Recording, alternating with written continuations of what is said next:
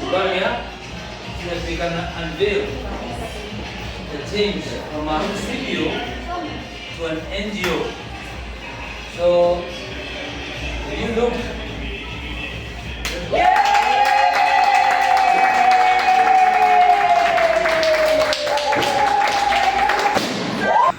Amazing, amazing, amazing. And finally, the big day has finally come. Blessed to transform non-governmental organization. And this is how we did the board inauguration. This is the early morning of the big day, and the early birds were already here, and my team was getting busy doing the good job and making the setup look all good and all ready for everybody. So I would love you to join me and just see how our board inauguration for Blessed to Transform happened. This is such a big milestone for us because we have waited for it for the longest time, and we have now upgraded from a community-based organization that is a CBO to an NGO, and so we have to have a full board in place, and this is how we did the inauguration. This is how the day started.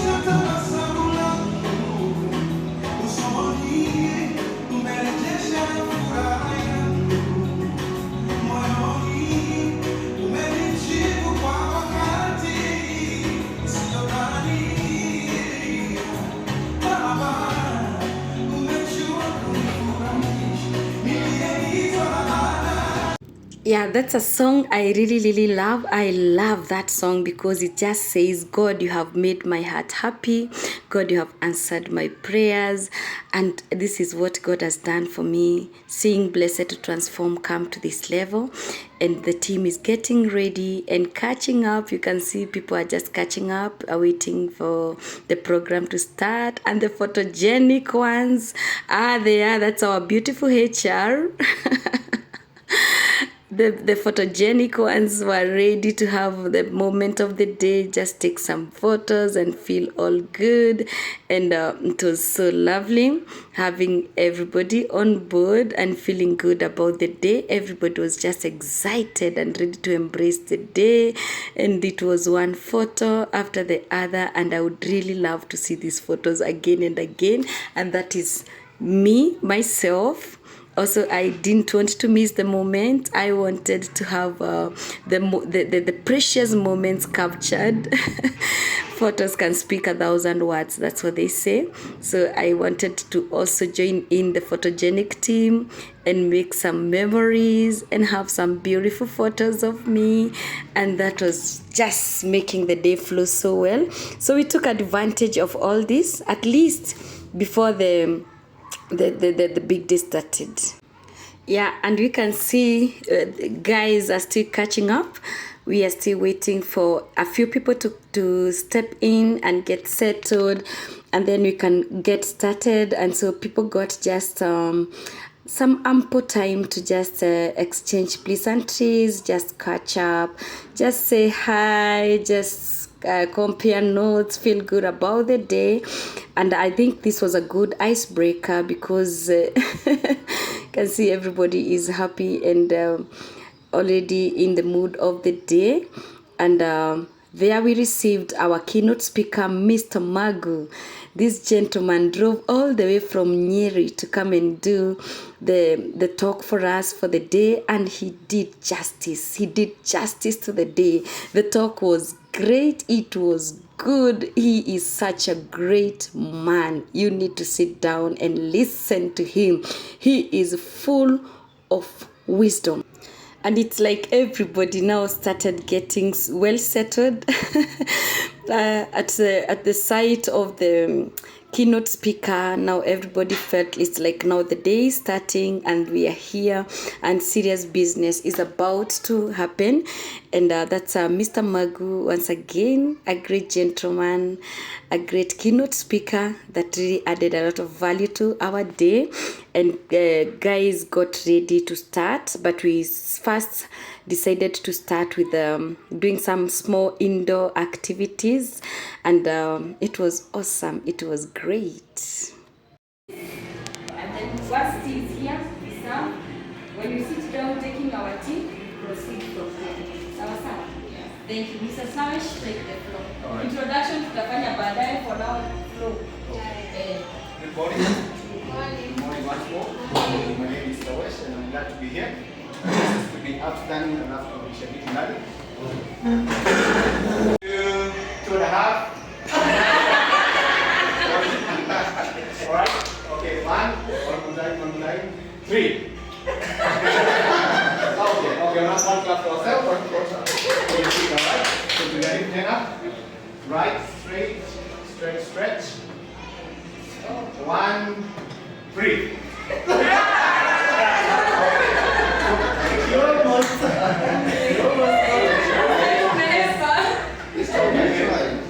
He almost got me. So for this last one, even as we did this last one, if your coach has called you up here for something small, alright? Yes. That's okay? 1, 2, 2.25, 3. Alright? So you tell us your name and what are your hobbies? Good morning, everyone. My name is Machari Evanson Kamau. My hobbies I love driving, just driving around and reading books. It is Nairobi, Mombasa, Kisumu, Nakuru, Kitui, and Eldoret. One more town, give me a name. One name town, Kibanda. Alright? So, Nairobi, Mombasa, Kisumu, Nakuru, Kitui, Eldoret, alright? So when I mention one of these towns, you call there, alright? So I will confuse you guys. So try it around, alright? Nairobi, Mombasa, Kisumu, Nakuru, Eldoret, Kitui. The gentleman is almost done. One more time, Nairobi, Mombasa, Kisumu, Eldoret. Okay, one more time, this is Nairobi, Mombasa, alright? Kisumu, Kitui,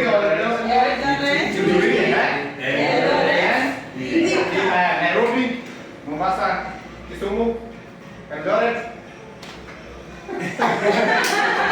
Okay, right?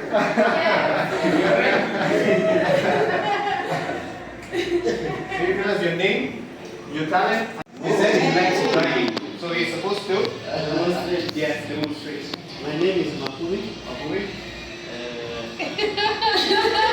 My talent is what?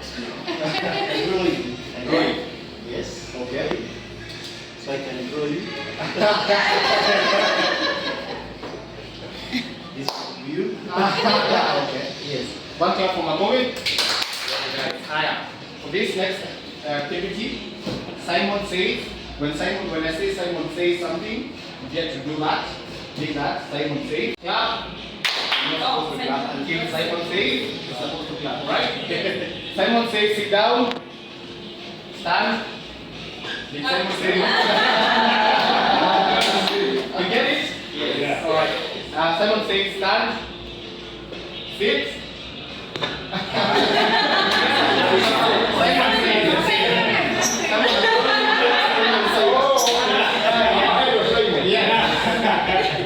Simon says give your neighbor a high five.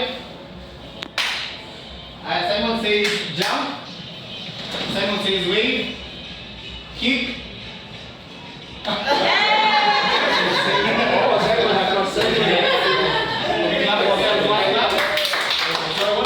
divide ourselves into small groups or into 2 groups.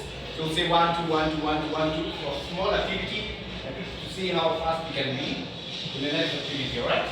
So 1, 2, 1, 2. Start this.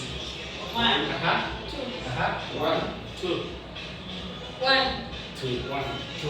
So I was thinking these 2 you can break. no, it doesn't matter where it's at. Alright. So if you want to be on this side, number 2 is on this side. Number 1's where? On this side. Number 2 is on this side. Okay? So we need to take the shortest time possible. I can remember. Nice to meet you. Nice to meet you. Always number 1. You can remain standing. So here with me I have some straws and seal cake. So from each team, I need us to build a tower using straws and seal cake in the shortest time possible. Okay? Build the tower using the straws and cake that I will give you.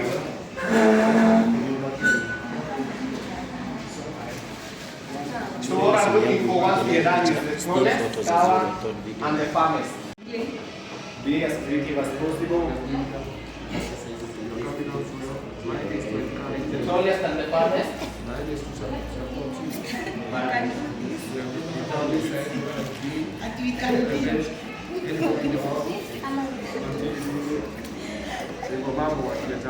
The tallest and the farthest.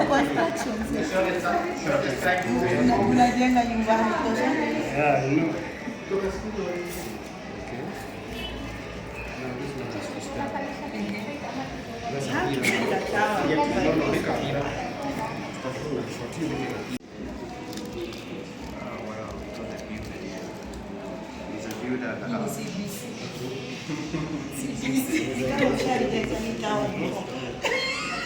This man is imaginative, Venye hii nyumba inamea. very innovative, very creative. We are doing We well. are doing well.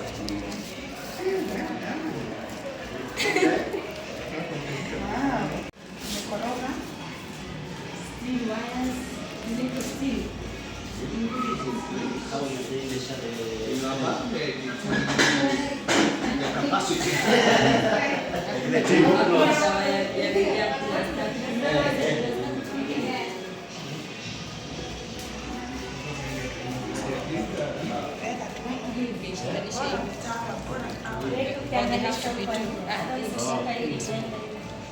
Nikate mara mbili.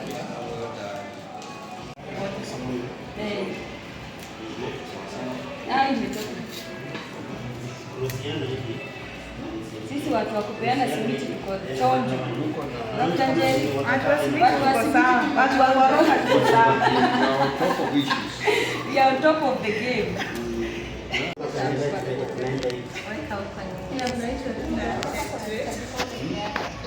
Ndio maana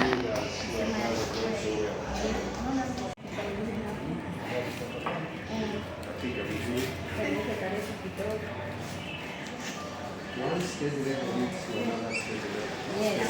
yes. So make sure that the base is good and strong to support what Good job.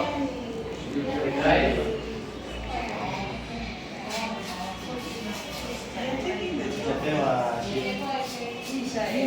You did put a timer. No timer. Si ata blow the whistle. Yes, atatuambia mahali.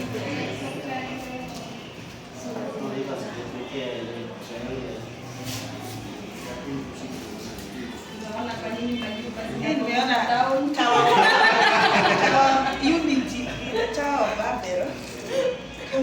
this is from my mother. Kwa hivi. Here after it's good ile combination. kabisa kuja kuweka eggs kwa dirisha. This one you cannot even compare with the tower of Babel. This is better. Because there's good communication Amen. and signage and teamwork spirit. Let's use all the straws. Usiwekewa eggs kwa hiyo.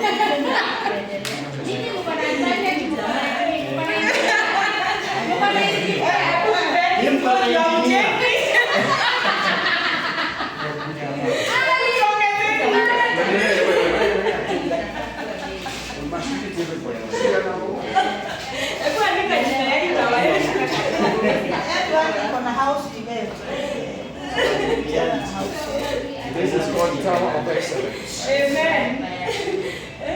Blessed to transform you. Dr. Jerry, yandike blessed to transform center. Kama tower. Blessed to transform tower. Yandike hiyo. Hata ni yandike. Kama ni jengo kikitengwa hivi na kacho. Ai, huko kama ni kwa kuingilia wapi? Iko hali na house.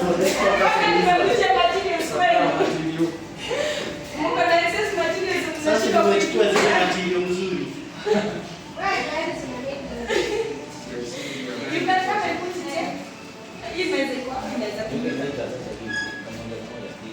This is good. What else? BTT center. BTT center now. Blessed transform tower. Nakuwa na mchezo. Welcome to BTT center.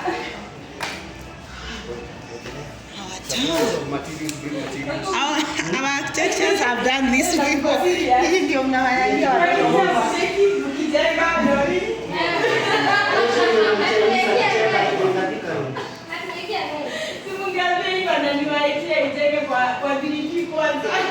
Yenye imechenjia wakati ingia nilita.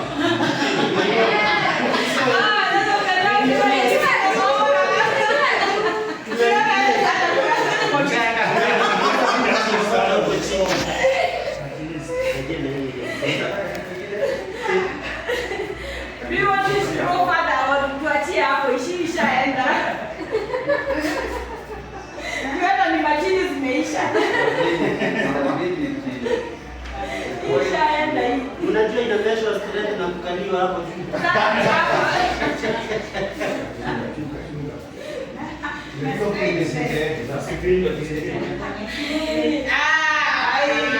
There we are.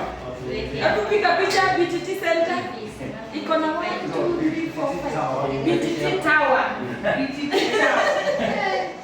There we are. Na ni materials zimeisha. They can only come and learn from us. Nothing more, nothing less. Si nini mkatepea slow. It's a good one. Hii itakuja nani? Dr. Jerry. Asiyesema. Hii itakuja cloud siku moja. You want to put the track or the top? Yes. The topic. I can take this one. Oh, mmeka mpaka tu. Group name and group chant. Nina hiyo kwa sisi ya simu. Let's call it Haya. BTT Pinnacle of Excellence. Ndio hiyo jina. Ndio hiyo house. BTT Pinnacle of Excellence.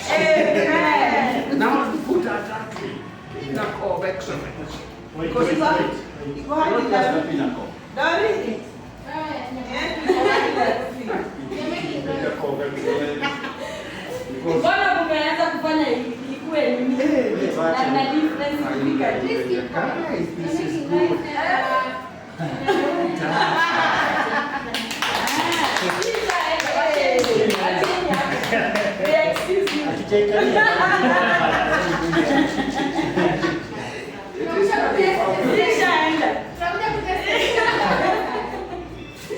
Hopefully we've exhausted all straws that we have. Yes. All right. Yes. We are about to exhaust Tunasema hizi ni Team 2. Yes. Team number 2. Team number 1, I need a name. Team number 1, I need a group name and a group chant. A group name and a group chant. Team number 2, even as we continue with our power. Yes. Group name and a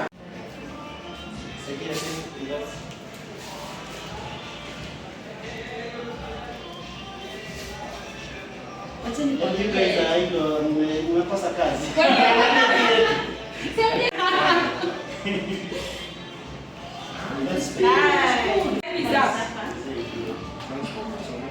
Time is part of the exam. That is what invigilators always say. Speed is part of the exam. Leo inaanguka wakati. Mpaka ile unaongezeanga pillars pale. What is happening with your accent? Some of the lessons that we learned from this small activity. Anyone? Yeah, teamwork. Teamwork.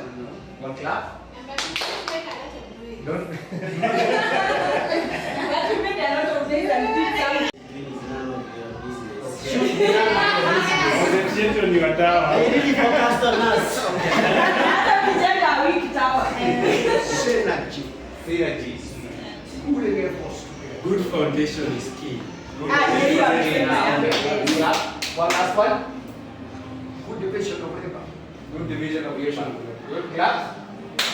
Yeah, creativity is necessary. Yeah. You already told us strong tower. You didn't give us the instruction whether it should be square or what. Yes. It's for us to decide and be creative about it. Yeah.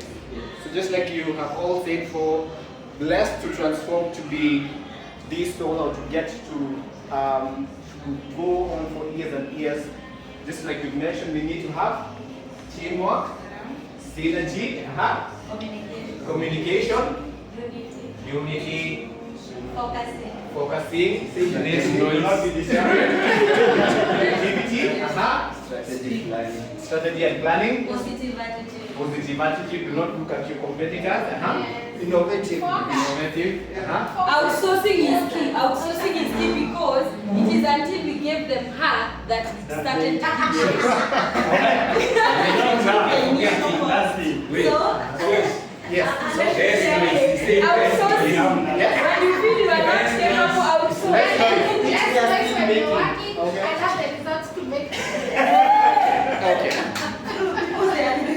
All right. So let us see. I'm just going to blow, and we'll get to see which team gets to win. Okay. Okay. Na unaona ile ijaguza chini hapo. No, ile imependa.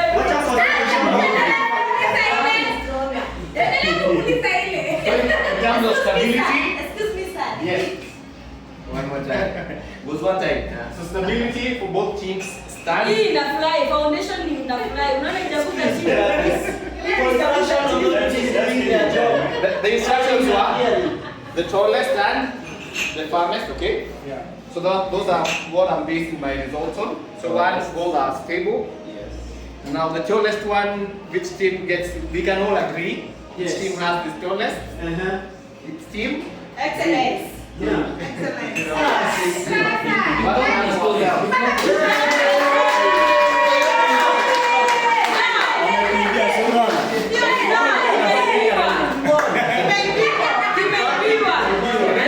We will have time out.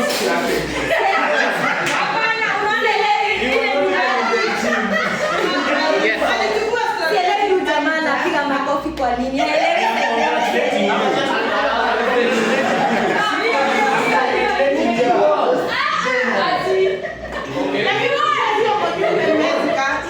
Hata wacha hivyo, foundation yangu imekaa hivi kama kiatu ya shamshuta. The rules are clear. Tower can't float. The rules are clear. Honest and stable. Nothing about floating. Stability is okay. So I need us to be in the line. Yes, we did very, very vigorous indoor activity, and more especially that one for building the tower. It was so much fun. And maybe somebody may ask, why did we have to start with the team building?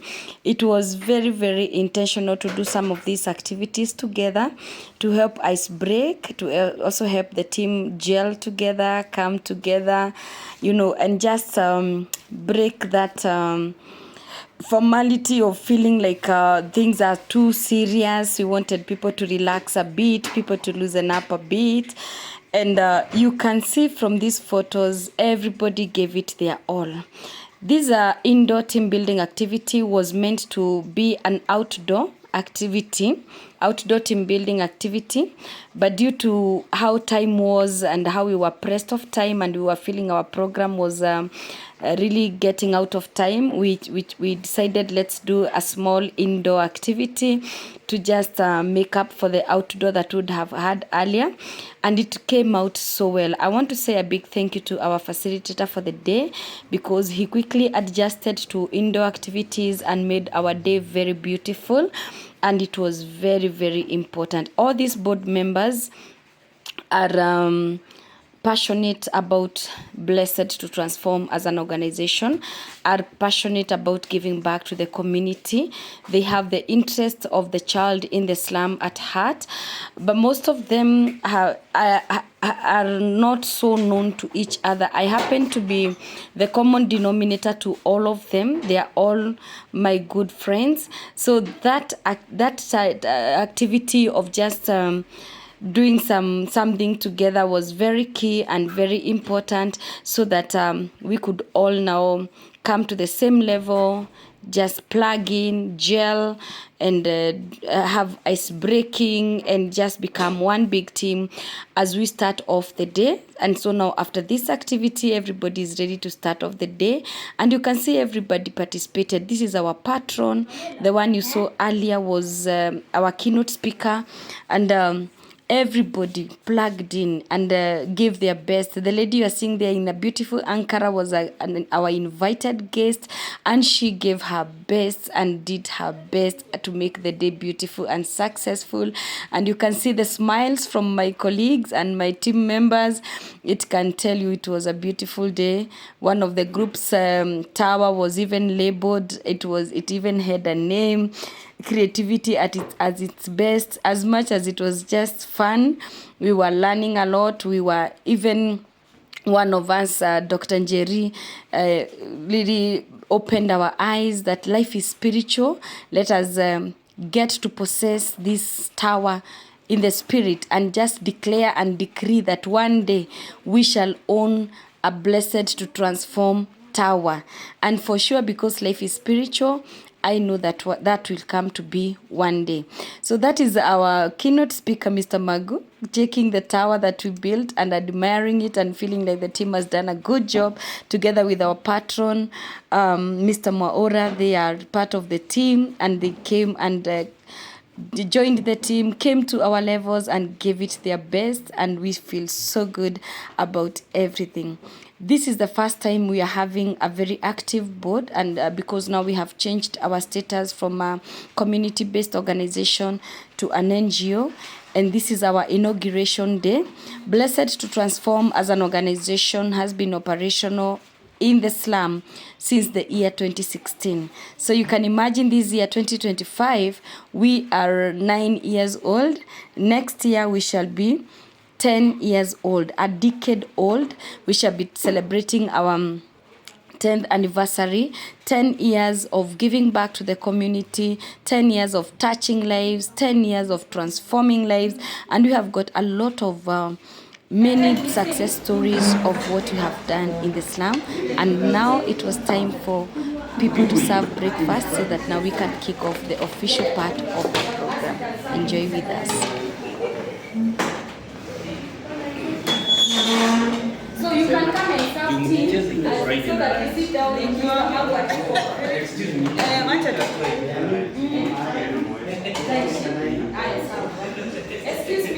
Excuse me, kindly in 2 minutes, let's serve tea. Then we shall be taking tea as we listen to the keynote speaker.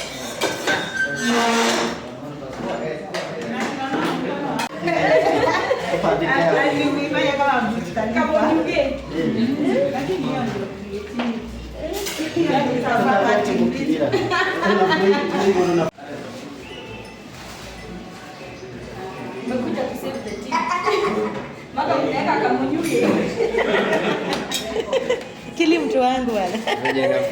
Then justifies the bill. Yeah.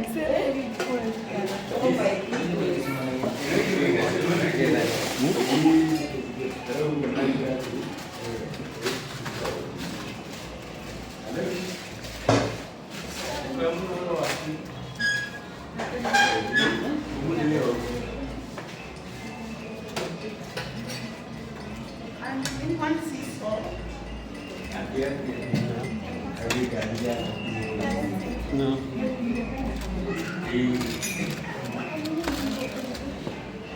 Before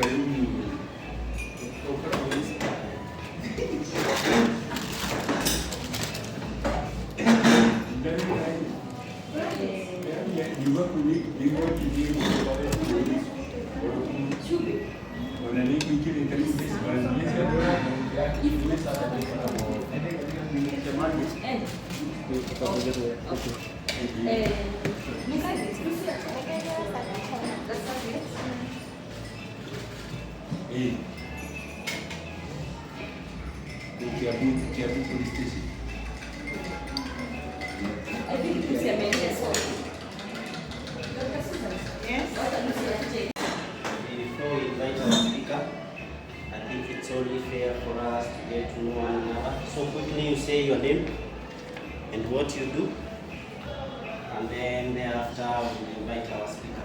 So to begin with, I'm Gideon Makumi, and I'm at Big currently in charge of the programs, and I'm really excited to be here. Besides that, I run a consultancy firm doing business consultations, helping individuals, business people, and even organizations connect their destinies. We offer solutions like strategic planning, training and capacity building.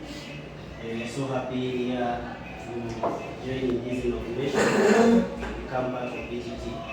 Indeed, we are blessed to transform. So we'll move next to this side, to my left. Thank you. Is it morning or afternoon? It's afternoon now. Okay, good afternoon. Good afternoon. Yes, I'm Susan. Glad to be here today. Susan Jerry, I'm a BGT legal advisor. Born again, I'm a pastor, an advocate, a counseling psychologist. I run a farm for my legal activities and also a psychological farm, and the name social therapy, counseling psychology, and some stuff. I'm very obliged to be here today. On a day like this, we launch this HR professional. Sorry, we can't hear you this side. Okay. My name is Doreen Bucho. I'm a HR professional. I serve in the Pride Group of Hotels as a HR manager for Pride Soa and Markham. And I also have some side hustle that actually support businesses like cooking. Have structured HR structures within the organization, especially startups, because if you miss out on the structures, you miss out on the whole business. I also support professionals package themselves in the job market. And here I support BTT in the HR market. And I'm glad to be among the founding members of this group. For about 8 or 10 years ago, 9 years. Yes, 9 years ago. And I'm happy to be here at this time. Awesome. So you will tell us which contractor you're firing? What's wrong with the job? Thank you. Let's keep and move to this side here. Good afternoon, everyone. My name is Machari Ivanson Kamau. I am an IT person. In Blessed Transform, I serve as head of IT department. But then out there, I run a company called Vertex Technology, and that's where we install CCTV cameras, website development and design, anything to do with IT. Software installation, point of sale systems for those of us who are business technologies. Everything IT, we serve you, we provide services for you. One thing we say is we help you gain more profit in your organization so that we can also benefit and move forward. Other than that, I run another company. It's still at baby steps, still at the development stage, called Double E, that is expanding exponentially, where we offer trips and we plan trips, we organize travels and expeditions for any team, like a team like this, if you're capable to this Masai Mara, Double E will sort of, yes, thank you very much. And I'm so happy to be here. I'm so grateful because I'm sure with time I will learn so much from you guys. Thank you very much. This is a wonderful set of brains and minds pushed together. Thank you, Madam Gladys, for this opportunity. Thank you very much. Santi? Good afternoon. Elias, Marita, I'm a CPA. So I am at the team, I am handling financial. So I'm a financial consultant for you. I am American, a assistant. I do business and groceries. So I'm happy to be here. Looking for this to happen. Thank you. Mwirore Maina, ni mwalimu, funza. BBT. I am in charge of strategy. That's my area of expertise. And I'm happy to be part of this. Thank you. Thank you very much. I don't know how to call you. Someone once said, if you want to walk very fast, walk alone, but if you want to go very far, walk with a team. And that is the team that will be taking Blessed to Transform to the next level, the great team of the board members, the executive board, and we are grateful to God and looking forward to a great future together. I love the passion they have to create a change in the community, because as per our mantra is, I can be the change. They are passionate about changing the life, about becoming the change that is badly needed in the community. It's a pleasure having you. I think first, I think you can now mention officially. Okay. Your name? Good afternoon. Sawesh is my name, but official name is Samuel Wawero Nisho. I'm born again. In age to 5, I am a catering and forwarding agent. So anything imports, exports, we are the people to look or to consult. I run an event company called Sky Entertainment. We get to do all kinds of events. Yes, so. These are my kids. Yes. All of them. I Uh, will leave our Yes. keynote speaker to so you. introduce the I guest. will You are introduce on this the side. yes. The winning side. Yeah. You are the winning, you are the winner. Yeah. Thank you so much. Good afternoon, everyone. My name is Gladys-foster. I am the chairperson of Blessed to Transform. I am so happy to be here. I'm also a business person. I run a beauty parlor among other businesses. I am also a corporate trainer and a team building facilitator. So we are in the same field. And this day is very special to me. And it's so dear to my heart. We have planned it for so long. And I'm happy that it is here.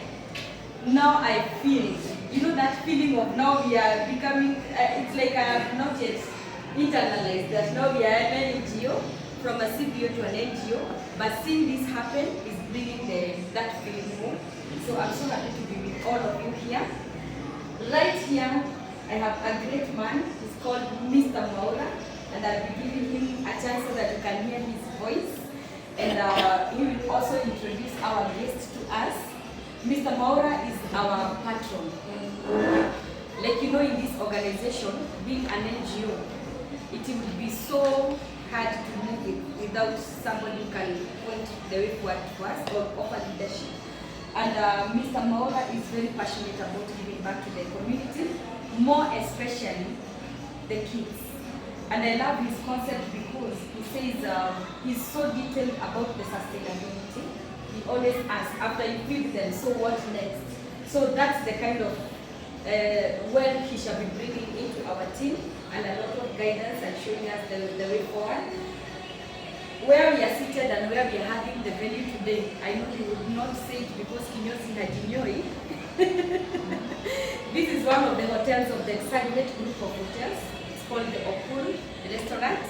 And Mr. Maura is the founder or the owner of the Exaggerate group of hotels. So he owns this place. We are safe. Nobody can ask us anything when we are in here and when we are together with him here. I am very happy to have him on board in this great team because we can have patrons. and we can have a patron who is passionately connected to what we are doing. So the passion that drives Mr. Maura's vision is what I feel we can really bank on. He's not just a ceremony patron, but someone who is ready to plug in and give back to the community. Mr. Maura, thank you for the honor of meeting my team today. This is the executive board. It's only 3 that are not here. One is on the way coming. It's called Mr. James Moore, is on the way coming. Then one lost a brother, so he's having the burial actually today. And then the other one traveled to Bolo and he got stuck here. He really wanted to be here with us, but due to unavoidable circumstances, we did travel back. So I'm happy. I feel like we have 95% presentation of the whole executive board, and at least we've had them introduce themselves. Lakini wamefichia white sana. Wale wanajiita walimu. Unawajua vizuri sana. Na nimesikia Susan anasema anaitwa Susan. She's actually Dr. Susan. Watu wameficha white sana. Tuko na mwingine anaitwa Dr. Galoya, hajakuja, huyo mmoja anapatikana leo. We also have George, mwenye amekuwa staki Mika. James Moro is on the way coming. So thank you so much. Kindly feel welcome to introduce our beautiful guest to us. We wish you that we knew that she's coming so that we can also brand her. Next time we shall make sure that we brand you. Feel part of us and feel welcome. Okay, let me start with introducing her. This I thought of her as someone who should join us on this novel occasion. As a unique person, I met her a few months ago on a mission. On a mission of helping one of our friends, actually a police officer, who is now, he's not doing well. He needs some health issues. So we thought, as a community, then we ignore our cops. She's very empathic, and we formed a group with her and we're trying to help this girl get treatment is okay. As I said, focus on my So in that journey of walking, I found her a very passionate person. And she tells what she does for me. And I thought, I was still coming with my destiny. Because my destiny was my also good friend. One thing you learn about me, when I enter somewhere, most people say I had a destiny. You know, so me, I'm nothing of focus. Me, mind you, everything I do, because a best man is somebody who is a very unique man. I always tell men, you know, I've been a best man. You lose a way. You know, I'm not sure what you're doing.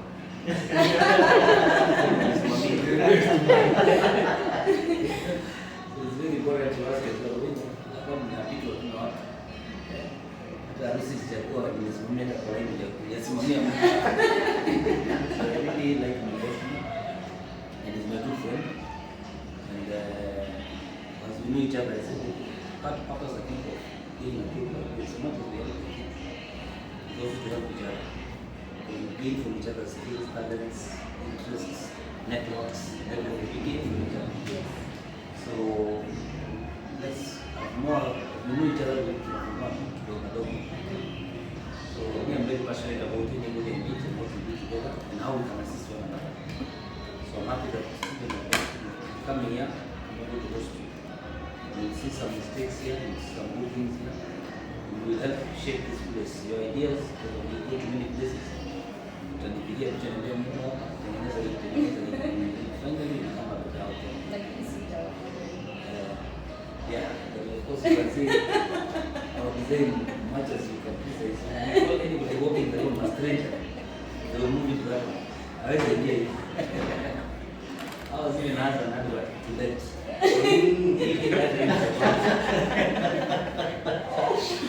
and the name of the big. Yeah. So that way is this one build ourselves.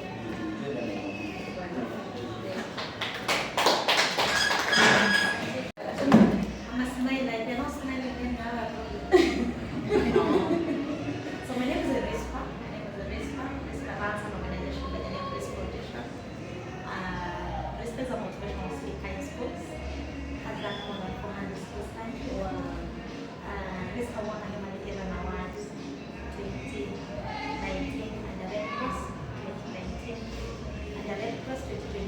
countrywide.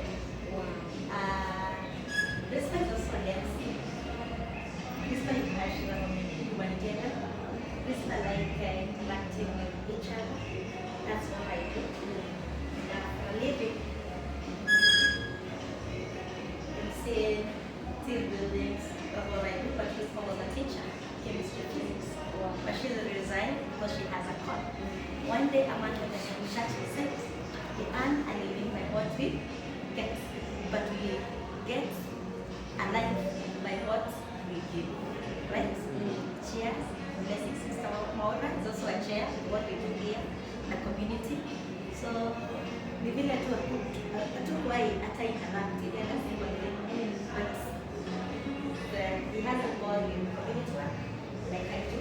And that as he says, the tradition tunafanya nini, some charity things, kutolea, kujituma. And that's why pia tunajituma hapa leo. Blessings, and if you're a woman, have international day. Thank you very much, Prisca. I think now, oh yes. Yes. Blessed to transform. I think I'm the youngest member. The newest. Let's just arrive. The youngest. My kid on the block. And you're young, you always make sure you come with your ideas. So I've interacted with Gladys for about a year. She's mentioned, send me text of what's happening in the CBO. And I've always told her, I like what you're doing. I like what you're doing. We'll partner. I can't come now, I can't join. I don't join. I'm just kind of starting to come and stay. You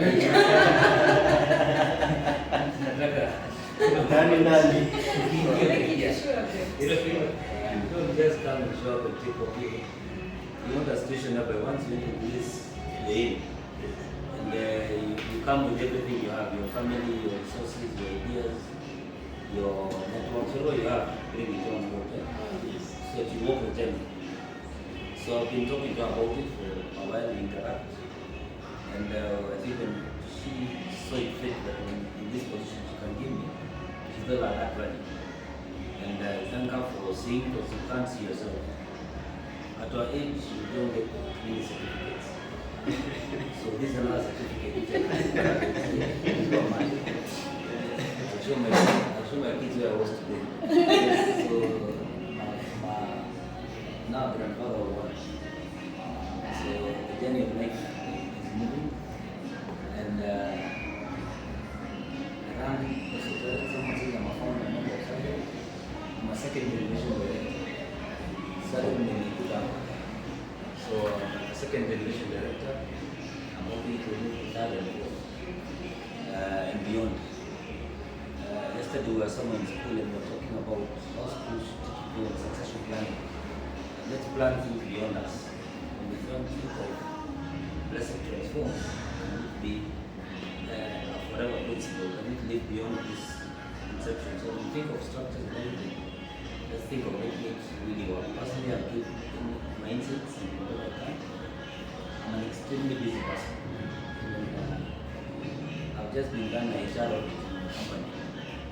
And they find out that I do everything. And I okay, but in the Bible, exactly what the uncle Moses says, you do everything. You know, when you go procurement, you go out, you employ, you do what, you know, warning letters when you have water, I also that is rubbish. You know, checking, supplying some things, you know. So I'm actually going through that, and I'm happy I transformed myself into a different person. In part of succession planning, I plan to retire in 6 years. Counting down. Okay? That within 6 years I'm off the chat really unique things. So this is one of the unique things I can volunteer myself to do. Okay? If PTT will have a car, I can be a driver. In a few years. So you retire. So you want a driver, you want somebody who can, you know, play around with the kids. You know, when you get retired, you must now start doing new things and new challenges in life. So thank you for the opportunity. Thank you for coming here. I believe we're all busy people. Let's maybe make sure that we transform lives in ways. I mentioned to her about when you feed a kid becomes stronger. the market. So you have to be careful. How do you feed, how do you make sure that as they get stronger, they also get resourceful, they also have ideas. They also get more and more opportunities. So let's really follow up. Feeding something that you follow, all the way. There's some programs that are happening when young men get circumcised.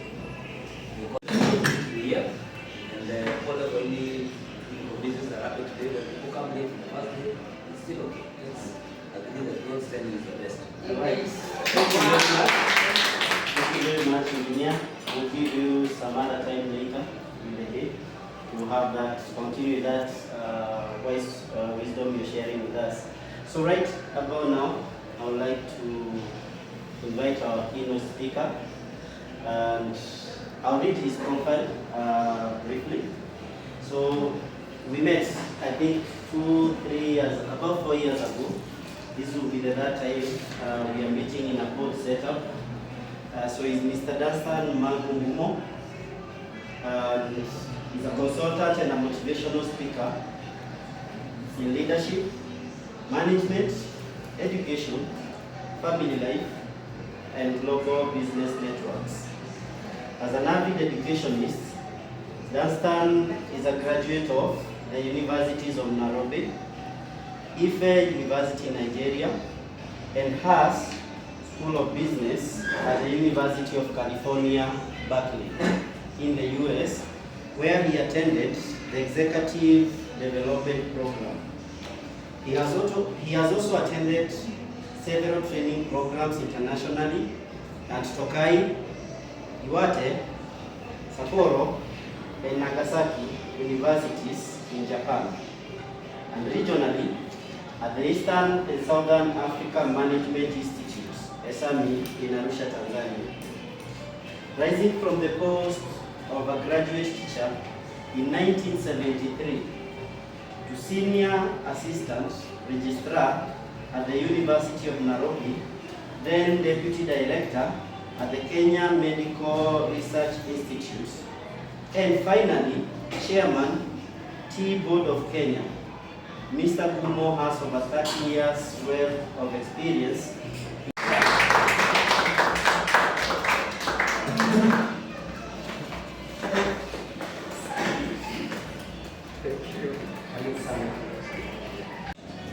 As my personal savior, and I testify that there is no greater joy and source of fulfillment than knowing Christ at a personal level. I will not be digital, analog, but you understand the circumstance. Look at me, you know the kind of background I hail from. I come from here. Right now, I'm doing farming, tea, I have some pigs, I have some cows. You've got to keep yourself busy in life doing something. And also involved in a lot of community work. I am a chairman of several self-help groups. You see, once you have something as a calling, you never depart from it. You always keep on it. And that's why my subject today, and I'll leave this with you because it's in hard copy, which you can produce and share. You can even put it in a digital format and share with everybody, even those who are not here. So wherever I go, I always go with a written document, because I believe if it is not written, it is casual. And you are taking a walk in the park, and you are not going anywhere. But if you believe in something so strongly, please spare time to put it in writing. Because I believe no matter how wonderful a message is, any message can be thrown away by the wind. But once it is written, it becomes a point of reference for those people who are there and those who will come. That is why I write. Even I have written several books.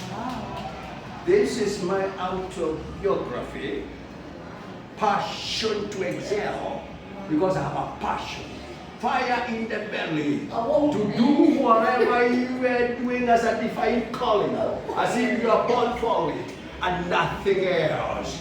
This is my autobiography, covering the entire landscape of my life, whether it's in education, in the church, in family, in community service. The only thing, Mr. Makobi, in that brochure I need to update it. There is a bit of it which has come after that. Now it is not 30 years. It's now 50 years of public service, because after I retired, after doing that, mission of leaders yourself, as a defined calling in uplifting the disadvantaged in the community. Because after reading your profile, Makobi, you never gave me a topic. You left me free to choose whatever I wanted in this one. Yes. And so I had to choose this one. Because I discern your transformational leaders.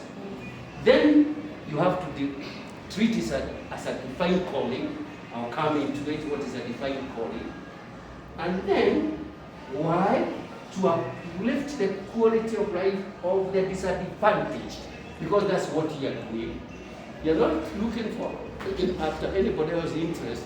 Only that there's children, disadvantaged, or youth with handicapped backgrounds. Of course, the age and the name. Now, let me go ahead, Madam Chair, because this is what I've used to. This is what I've been used to do all my life. Just appear here, Madam Chair, without doing research on BTT. Why is that? Professionally, I'm a knowledge manager. I call it intellectual capital manager. I manage the capital between the 2 ears. And there is no more important, more precious capital than this capital between the 2 ears. That's all what I've managed, not potatoes, not cabbages, but this capital. University of Nairobi, I was there for 10 years. As University of Nairobi Chief Examination Officer. From 1979 to 1974 to 1984. I was not born yesterday. 74 to 84. 84 to 2006, I was Deputy Director, Kenya Medical Research Institute. Then from there, I went to the Tea Pool of Kenya. And you know, tea brings the highest foreign exchange earnings into this country. Can you see now? Yes. I have connected. Coming now to the subject of my presentation, I picked on the subject of the special case of being transformational leadership as a divine calling. Was uplifting the disadvantaged in the community. Why did I pick on this subject? To start with, transformational leadership is a style of leadership that serves to encourage, to motivate, to inspire others towards a positive, meaningful, and lasting change in their lives. And this is your business. This one is all about that. That's what I discerned from that profile, from your brochure. You have to be a transformational leader in order to positively transform the quality of life of others. As the subject you serve, the children, the youth you serve, those you work with, those you interact with, those you relate with, you influence them. So you are leaders. I'm talking to a core group of leaders around me. You are leaders, the only thing you can't do, you can't call yourself a leader. Me, I can call you leaders. But the moment you start here and say, I'm a leader from BTT, in my own vocabulary, I'll say you are no leader at all. No leader calls himself or herself a leader. A leader is a lady, like a lady. If a lady says she is a lady, she is no lady at all. She is a nobody. There's other people to tell you, Madam, how are you? Are you the lady of the house? But then you tell people at the gate, welcome, I'm the lady of this home. Oh, bure kabisa. You are no lady. So what am I saying? A leader has got to be acknowledged by others. But don't acknowledge yourself. I'll come to the subject of the really to later on. But me, I say, you are. Akishika unasalimia mwingine. Salimia mwingine. Okay? Good job. Pole. Pole pole. Nini yako? Nice, twende. Nice, twende. Nice, twende. Strong tower, strong tower.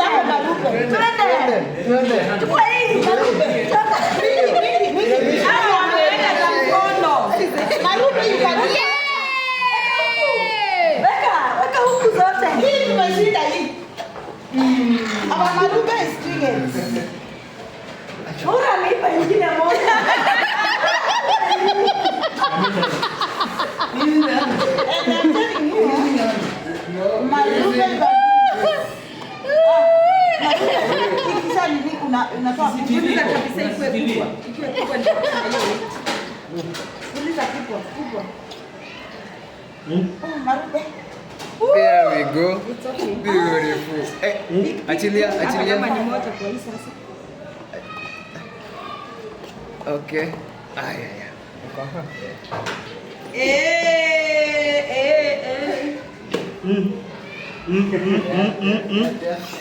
Hesabu.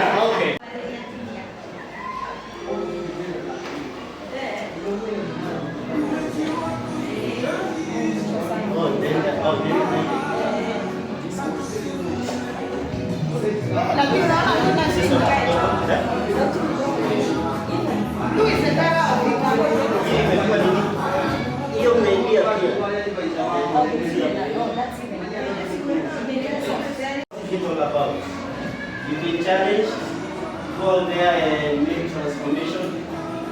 I think now it's only best that in this next session, we get to understand where and how exactly are we going to make that transformation. So allow me to invite our Madam Chair, the founding chair, Madam Gladys, take us through VTT and tell us how now we can make that transformation. We've been challenged by Mr. Magu to engage. Asante sana. Tumkaribishe kwa makofi. Thank you very much. And good afternoon once again. Good afternoon. Yeah, we are in this session that maybe is a very key part of today, because we all want to leave this place having understood what is Blessed to Transform, where did it come from, what does it do, and what are we looking forward to be doing. Blessed to Transform is actually a Thanksgiving altar. Why I say a Thanksgiving altar is because it started from my personal story. It is birthed out of my own personal story. Like Mr. Magu mentioned in his presentation, that at some point when I joined high school, in Form 3 I dropped out of school for lack of school fees. And for 7 years I agreed to join the University of Nairobi. After graduating, again I didn't have money to go to school. Let me tell you, Mr. Magu, you have no idea what you have done. A speaker came to our school, Makumi is a witness, and he spoke to us as candidates. And then now me, I was the school head girl, and he was the school head boy. Actually, in Dandora Secondary, just behind the dance. So this speaker, when he left, he took our numbers. And then after exams came out, he called. And then he's like, Glado, exam ilitoka aje? Hadi exam ilikuwa sawa, nimepita, nimepata grade B. Hey, congratulations. So what are you planning to do? Nikamwambia, aliniuliza, unajoin university lini? Nikamwambia siendi university. Akaniambia, what do you want to do? Me, I come from a family where I've never seen a graduate. Leave alone a graduate, for us it has been God to break the curse of people dropping out of school at home. So I had not even seen a qualifier in my family. Nikamwambia mimi siendi university. So I was like, God has already done too much. At least in my family I have a history nimemaliza form 4. So I was telling God thank you already. So akaniuliza unataka aje? Nikamwambia actually mimi nataka mtu anikopeshe 5,000. Hiyo 5,000 because nikirudi shule nilikuwa nakatia watu sukuma pale Dandora Estate. Nataka 5,000 niende Korogosho Market nirudishe biashara yangu ya kukata sukuma. He shouted on the phone and said, "Devil is a liar together with his mother-in-law." Glado wezi soma na wendo kakata mboga tena. You know he was angry on my behalf. Mimi sikuwa angry. But he was angry with the devil as if he is me. Nikamwambia kwa sababu venye huko akaniambia unaenda university. Nikamuuliza how. Akaniambia, do you know how to speak French Kikuyu? Nikamwambia yes, kwanza mimi nimezaliwa Ushago, kwanza kwa nyumba hata si. So Kikuyu is like, you know. So akaniambia, so you can speak proper Kikuyu? I told him yes. So I didn't know kulelewa Ushago pia ni blessing. Knowing Kikuyu is a blessing. So akaniambia niko na show, nakuanga na show ya Shoro FM. Na ni ya saa 4 usiku. Between saa 4 na saa 6. Utaweza? Nikamwambia nitaweza. Utakuja? Nitakuja. Tukaenda Shoro FM. Akaniambia today I usually come and talk a topic for those 2 hours. But to these 2 hours I dedicate to you. Talk about your life. Tell people about you. Tell people about how you went from at 26 years old. Na katoto kananyonya haka Abigail. Kananyonya. So asubuhi na hata kama nimekanyonyesha. Jioni nikikuja tumepatiwa assignment, kesho mwalimu hataki kujua, namshika na hii mkono ananyonya, hii nyingine nafanya assignment. Msichana wa kazi akipotea, walimu wanagata kwa staff. Kuulizana nani atatafuta Gladys msichana ndio arudi shule. Walimu wana mobilize the entire class. Wewe uandike Gladys biology, wewe uandike history, wewe uandike chemistry, ndio msipate notes. So ni akademia unaenda na unaenda kuanza story yako. Kama ni sawa. We went to Shop FM. I gave my story. It's a long one, but Mr. Magu amesema kwa media mtaiona. When I gave my story, he came and laughed at me. And he said, that girl have listened to her. Now it is upon you, my dear listeners, not our one, my dear, it was radio, my dear listeners, if you feel this girl needs to go to campus, let us contribute for her to get the school fees. Her number is 07, we get the number. Mimi nikifikiria ni mchezo. Simu ilitumwa pesa, nikiwa studio, ikazima. Ushaitumiwa M-Pesa, simu inazima. My phone went off. Na si message za hi phone dada, M-Pesa. Nikamwambia akaniambia ni sawa, itaendelea kuingia. The money continued coming. Akaniambia ukifika uchaji simu na everything that will be on that phone, make sure you pay to the school account na uniletea receipt. Na usikule hata kutoa. Nikamwambia ni sawa. I went, I paid the school fees na nikamletea receipt na nikamwonyesha pesa balance ilikuwa hii, receipt ya bank ndio hii, zimereconcile. I couldn't after becoming University of Nairobi. Then University of then I found the University of Nairobi. Nika sasa uko ni kuhustle na kuchange classes utoke za mchana uende za jioni, ndio mchana unaenda kuhustle, kujaza help nini kidogo kidogo ku graduate. When I graduated nikakaa a whole year nikihustle. Then I graduated in 2014, 2015 kuhustle. 2016, I got myself, God got me a job at the embassy, one of the embassies. And when I got that job in the month of February, 1st of February 2016, I told God, as just as I had vowed, I will not eat my first salary before that organization is up. And it is in 2016 February that Blessed to Transform was birthed. I took a little bit of my salary, we went to the slum, tukapelekea watoto mandazi, biscuits, soda sijui lita moja, yani tulienda tu kama tulivyo. We just did the little that we could, and then with time we realized there is a lot of things that we need to do for those kids. The good thing is, when I just took the step of faith, and I started talking to these my friends, everybody I would talk to, they would tell me, Gladys, that is amazing. Please, I want to join you. Gladys, that's amazing. Can I be part of you? And the team kept growing. We kept growing. We registered as a CBO, and here we are as an NGO. And so today you'll allow me to do a presentation of Blessed to Transform, the non-governmental organization. The latest in town. The latest in town. And before I do that, I remembered today is the 8th of March, and it happens to be the Women's International Day. So I would ask the men in the house, may I give you the chocolate not for you, but to present to the ladies in the house.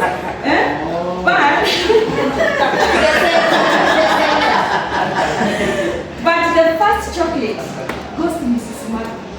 Oh, yes. Please take this chocolate to her. Yes. Tell her we said Happy Women's International Day for She her. was talking about you in the local church. So she will get a reward for the presentation. And she was not expecting. Yes. Please tell her this chocolate is for her. Wishing her a happy International Women's Day. You have made our day and our thank you. You have brightened, once you brighten the mind. Yes. You have Brighten the whole house. I'm part of the kind.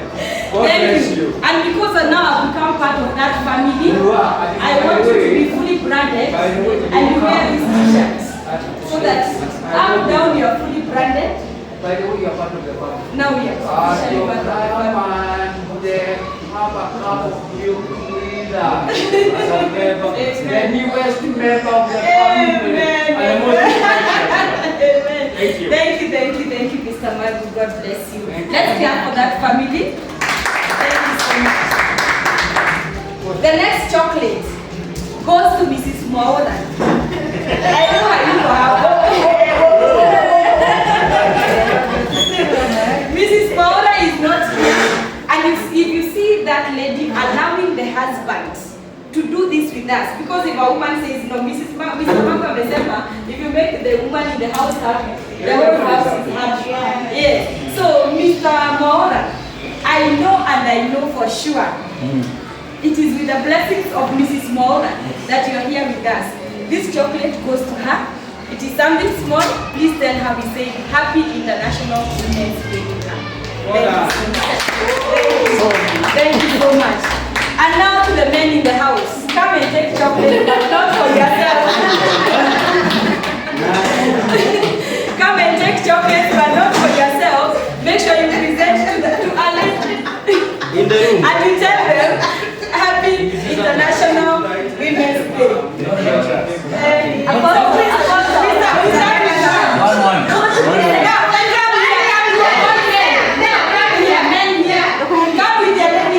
The lady who pick you, come with them here. And for your picture.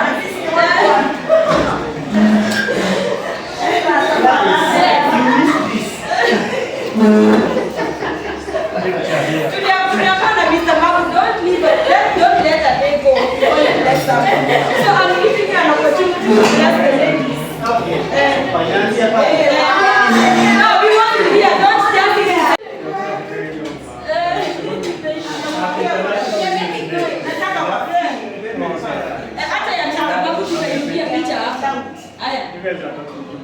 Sorry. Happy International Women's Day.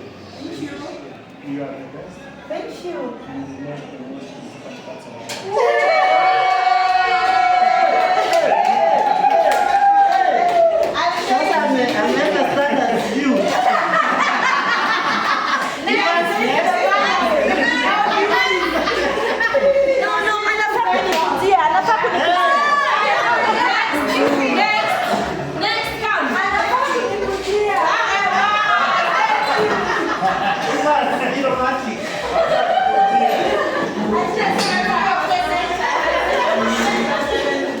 And it is being documented.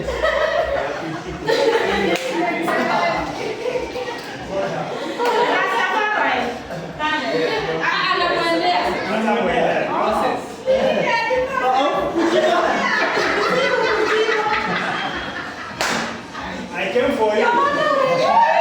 I came for you. Yeah, you came for I came for you. But not in that manner. Let us not copy the Yeah. Mr. Mabu said no lady should introduce us. And okay, let's give them a chance.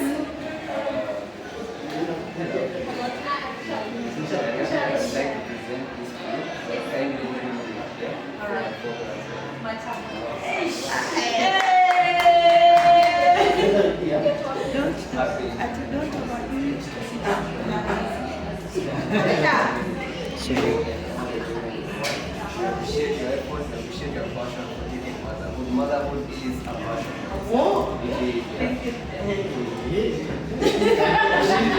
That token of gratitude is not everything. Don't overdo it. I'll never overdo it. Yes.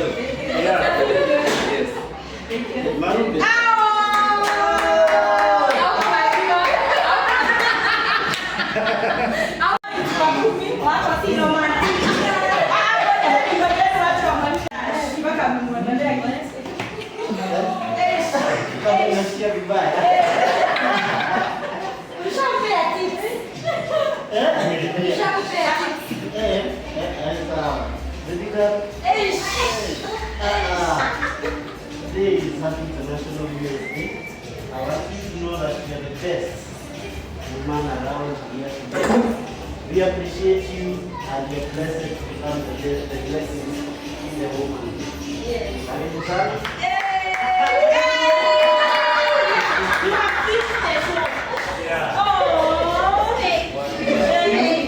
This is for you. And that's not to celebrate. Thank you. Thank you. Then I want Mr. Mabu to help me give this to our media person.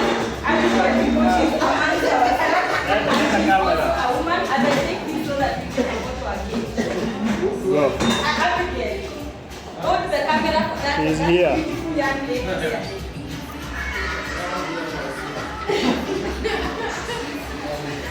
I'm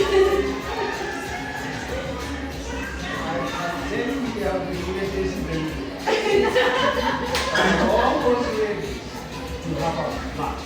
Look at your smile.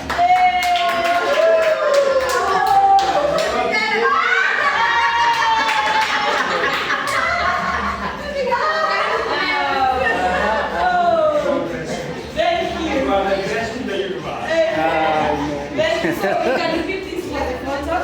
The t-shirt is yours and the chocolate is from Mrs. Marco. Maybe I can try like this one to the cherry. Yes. Somebody said now I'm doing food. Yes. That's where my mom is in when I look at you. I am what I am.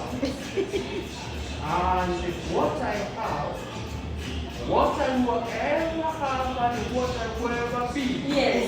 I'll wait to my age of mother. Thank you so much. Thank you. God bless you. Thank you. We appreciate it. I'm sure that my family will not be the same from today. Thank you. That is awesome. Thank you. Awesome. That's awesome. For me, I feel like if you just tell me Happy International Women's Day, it's already a big gift for you to be seated there for me to launch the executive board of the International Women's Day. For me, I feel I'm just so happy and so fulfilled. So God bless you. Let's clap for the ladies. Are we ready for the presentation now? Yes. Good. So our organization is called Blessed Transform, as you can see there. Our mantra is what Mr. Mabu has given us a small collection, but it has always been, I can be the change. Because this was drawn from a point of everybody saying Serikali's idea. And the question is, how about if you thought of a small thing that you can do to bring that change? You are asking Serikali's idea. So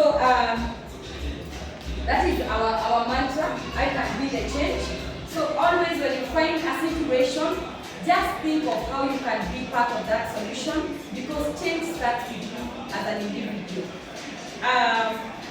Blessed Transform started as a CPO in 2016, like we said, and you can see we were operating as a legally and fully registered community-based organization until God opened a door for us to upgrade to an NGO in the year 2024, and that is our certificate. And I would love one person with a very good camera to come and scan the QR code of that certificate to just verify the authenticity of that certificate. Anybody with a phone that can scan very fast? A good phone that can scan very fast. The rest of you can be scanning the profiles that I have placed on your tables. You can see the profiles. You can scan the QR code there. Anytime you meet somebody and you have that profile with you, ask them to scan that QR code, and it will lead them to our YouTube, so that Mr. Maura, the business cards I'll give you Mr. Maura. But if you have your business card, if you just remove one card, those are business cards we are giving you because now you are officially going to start getting operational. Just get one of your business cards and scan the QR code on your business card. That is to make your work easier. When you go out and you are talking to somebody about Blessed Transform and maybe you are running out of time, ask them to scan that QR code. It will lead them to the Blessed Transform official YouTube channel, and that one will date back to 2016. They will see even our oldest videos that of the things we did since we started. If you look at the back of that card, you will see our programs summarized there. They are categorized into four, but they are subgroups of that. But to make your work easier, you can refer to that to be able to talk about our programs. Mr. Makumi, have you scanned the QR code of our certificate? Yes, it's directing someone to the e-citizen. The e-citizen. Wonderful. So that shows that our certificate is legit and it is recognized by the NGO Board of Kenya. Let's clap for the support. Wonderful.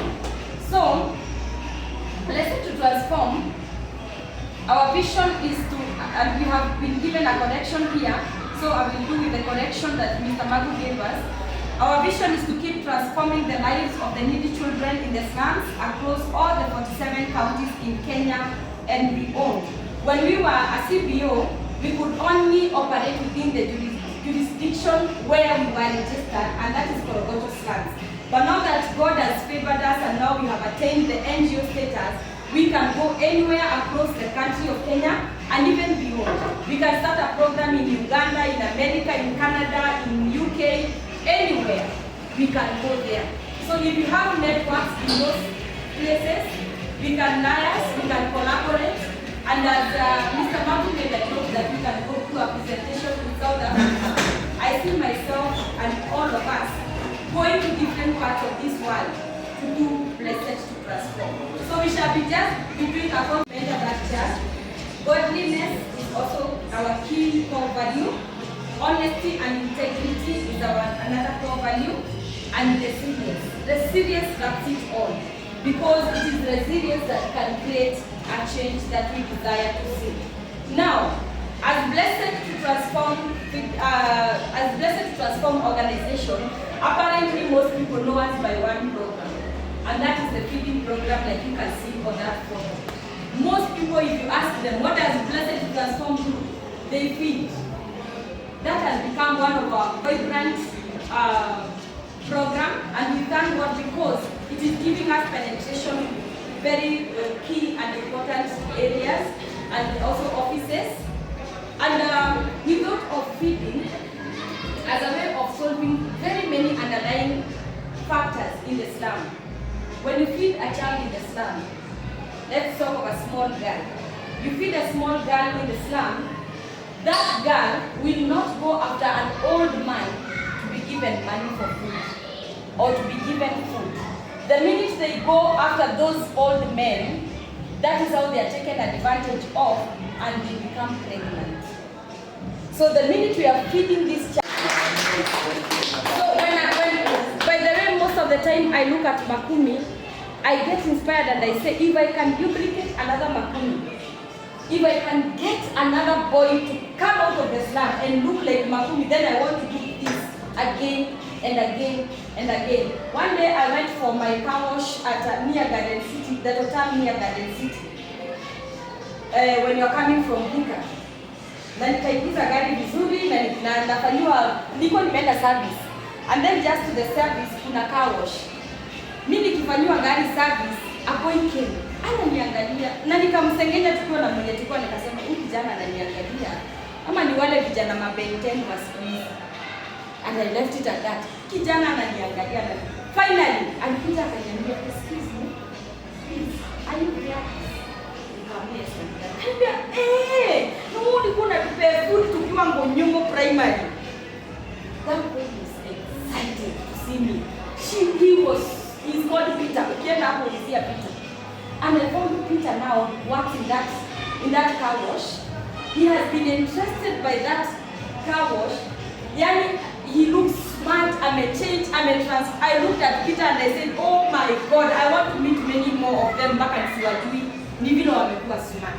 So if I look at Makumi, I get to feel, if this girl that you see here carrying the baby, if I can feed them, and one day I meet them doing like this for me, what a joy. If I can feed this small one and she grows and one day she's out of the slum, what a legacy. That is what I would love to be remembered for. When you told us to write one sentence that will be written, then the one sentence, that will be my one sentence when I'm long gone. And a summary of our programs are categorized into 4, like I've told you. I summarized it behind your business cards. An education program, apparently, as much as it is not very well known, this was our entry program. Because remember, I'm an academic beneficiary from somebody else. So I could only penetrate the slum through education. I said I want to pay school fees for 1 or 2 kids in the slum. In the process of doing that, Akina Doreen were joining me, give me a child, like the way Mr. Maki said, give me a child, and all of you now have come together to support that vision. So we have been doing education program, and we have kids in that primary school where we feed. Because for now we don't have a facility of our own, looking forward to one day have. But a journey of 1,000 miles starts with one step. We are collaborating with a school that has given us a kitchen to do the feeding every day, and we have a lot of goodwill from the administration. That is a primary school and more so a government school. Government is saying education is free, but until you are on the ground, and you hear teacher amesema hii, teacher ameitisha hii, and if you sum it up, inakuja kitu kama 3K. Huyo mzazi wa slum kumwambia atoe hiyo 3,000, nitaka kumwambia aishi tu na madeni. If you just hold that parent kumwambie, hata litachukua watatu. See, maybe if you go out with friends, you can even spend a bill of 10K. So one bill can pay a whole term for 3 kids. No, so we have got a good number of kids in the primary school. Right now it's even more difficult for the kids in the slum because of the junior secondary concept, the CBC, because akitoka grade 6, akiingia grade 7 and I need a whole set of uniform, vitabu mpya and all that. That thing, CBC is very good, but it is like a monster to apparent in the slum. These are vitabu za CBC, how do they afford them? These are uniform, how do they, some of them have not transitioned from grade 6 to 7, they dropped out. Wanaitanga hapo, tunaitanga rowe, hapo na Rodiliva wanaitanga rowe. So they go there, they wash things, they sell, they do child labor. Jusa ameachia standard 6, grade 6, na mzazi hana uwezo ya uniform na vitu za kuendelea grade 7. So we are supporting even the, now what they are calling the junior secondary and the comprehensive school. Nowadays it's not primary school, it's the comprehensive school. We are also now supporting those that had joined the previous Form 1 and now they're in high school. We have quite a number of them in high school and we support them. And I'm very happy to report to us that when we joined the slum in the year 2016, that lot was in class 4. For now, for all those years, that lot, our pioneer group, did their KCSE last year. And we have already kids with good grades to join university. I have people wananiambia mimi nataka tu kwenda campus. Nawaambia tulieni, I'm gonna get you sponsors. Sijui watatoka, mimi nawaambianga tu hivi. Tulieni, nitawatafutia sponsors. And always wanasema, aje first lady unapata sponsor. Nawaambia kuna mtu niliongea na yeye, ngoja nitakwambia. Yesterday I was sent write-ups of 3 of them. And nikamwambia si nimepata write-ups zenu. Ngojeni nitaka campus. I never like discouraging them. Let me tell you how God gives me some of these sponsors that support our education program. I'll give you an example with the one that we got like 2 years ago. That person, I don't know them. Trust me, I've never met them. I don't know whether they are tall or short. I don't know whether they are dark or light. I don't know them completely because they are not in Kenya, they're in the US. But through my social media handle, they saw it. And when they saw it, they inboxed me. There's a number I always give, they inboxed me. When I saw it, the person was saying, give me 2 kids. I want to educate 2 kids for her. And we are aware of everything. Tulipokuwa chakula iko na mambo za chuo. That tells you we are credible. We have a trust that people have given us. And that is the kind of trust I would love us to maintain even as we go to the next level of being an NGO. And that is the kind of trust that makes me not work with some people. Unless God brings that person and I feel this one is God given. So that is, the rest I'm not going to details. I just thought it's very important I mentioned about our education program because this was our pioneer program as much as feeding has come and overtaken it. But we are moving on very well. We also have the health program where now we do the feeding program every day. We have the under 5 years nutrition support. We also take care of reproduction, maternal, child and adolescent health. We do water and sanitation, that is wash. We do youth health and drug addiction. And also now, another very key category of kids that we feed. Most of the kids in the slum are born HIV positive and on antiretroviral drugs. So these kids, one challenge the teachers have. Mwalimu ako kwa blackboard anafundisha hivi.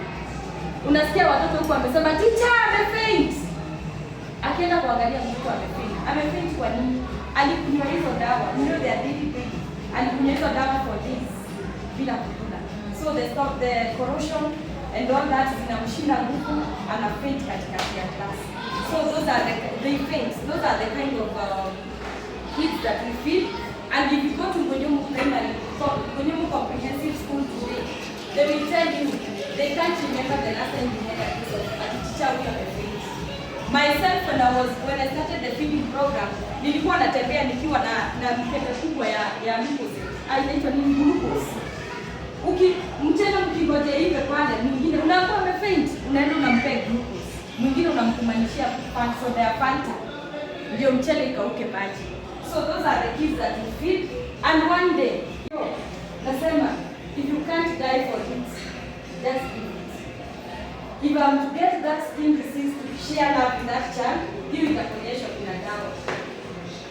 That is how it just feels good to be in the slum.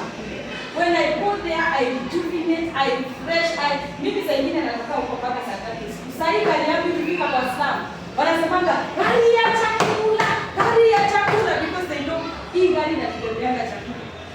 During COVID-19 nilienda Makumi, tukashikwa. Makumi knows that story. You hatujavaa barakoa. Tukashikwa na mapolisi tu kwa njia. Do you know the minute polisi wananibeba hivi walikuwa wameshika watu wengi tukwa hivi. Do you know? Nilifuatwa na watu sijui. Sema hapana, huyo madamu muachilie. Mnamshika na nenda tuleteanga food. Muachilie. And they created chaos. Do you know I had to be released? Niliambiwa wewe ni nani? Nikamwambia mimi ni nani? Wewe ni nani? Nikamwambia mimi ni nani? So akaniambia toka enda. I went. Just sharing. And sharing, don't let a day go before you bless somebody. And you were told to bless somebody does not necessarily mean I go back to my pocket and I give it to my pocket. Even just that high is love. On Valentine's Day, I spent my Valentine's Day in the slum until usiku nilikuwa niko kwa saa 3 ya usiku. Niliingia hivi kwa gate. Na kuingia hivi, tutoka tulikuja. Tufasili tubebe, tupatie ride, tubebe kwa gari yako. I thought they are joking. Nikaona wako serious. Kaambia mnataka niwabebe na hapa ni kwa gate parking ni pale. Tubebe. Nilifungua gari milango yote. Kaambia ingieni. Hivi. Nikawapeleka mpaka hapo kwa parking. They were so happy. Wakasikia wamebebwa na gari, wakarukaruka because some of them since bad hawajaingia kwa gari. Wanasikia tu gari zikidumia. My car was left looking like I don't know how because walikuwa wanakanyaga viti nini. But the joy that I have shared my love with family. The joy of feeling labda kuna kasichana kameniona nikidrive na akasema hata mimi one day nitadrive kama antifasti. That's what they call me by my social media name. If a child nimemwachia hiyo inspiration, one day I want to become, so be it gari naendanga car wash. So that is the kind of joy you feel when you visit the slum and interact with those kids. And I would actually encourage you to one day come and visit us at the slum. Mr. Maura and our dear lady and Mr. Mark. Yes. Najua nyinyi hamjafika kwa slum. One day come physically. You will love it. It is like a therapeutic session when you're with those kids. The sense of fulfillment. Yes. Then so that's one of what we do. These are more photos about our feeding program that we do, and we have got so many. You can only... Another challenge number 2. Unakuja unapeana chakula hivi The minute tunapiga kona moja hivi, na mzazi anapiga hii kona nyingine hivi, anaenda na hiyo chakula vya mtoto. Mwingine anaweza enda aiache kwa changade. Hata amepeana hivi aulize, hii kunywa changaa siku ngapi? Na mwe kunywa changaa siku tatu. Na hiyo food imeenda hivyo haijasaidia mtoto. So that is when now we thought, let us come together.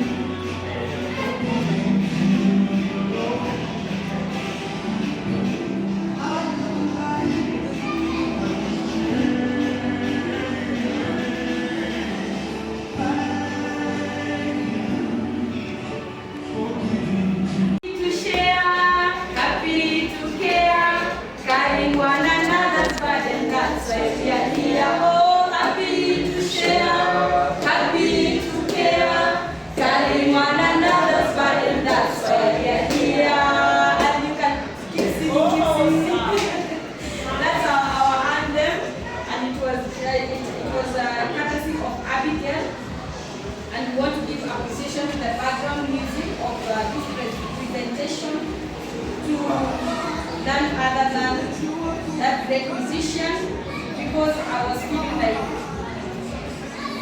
if you listen to the words of that song,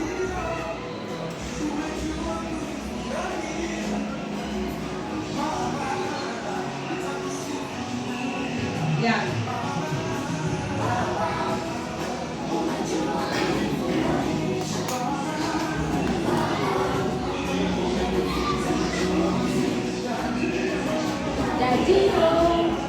Umejua kunifurahisha Baba, umenifuta machozi. So the reason why I was saying that Baba umenifuta machozi. Thank you very much. Thank you very much, Gladys, for that amazing presentation.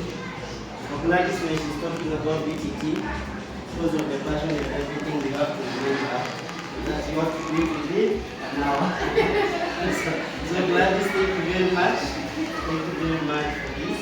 I think it will only be fair if she share this with everyone, so that we are even able to follow the other needs that she has shared with us. Yeah.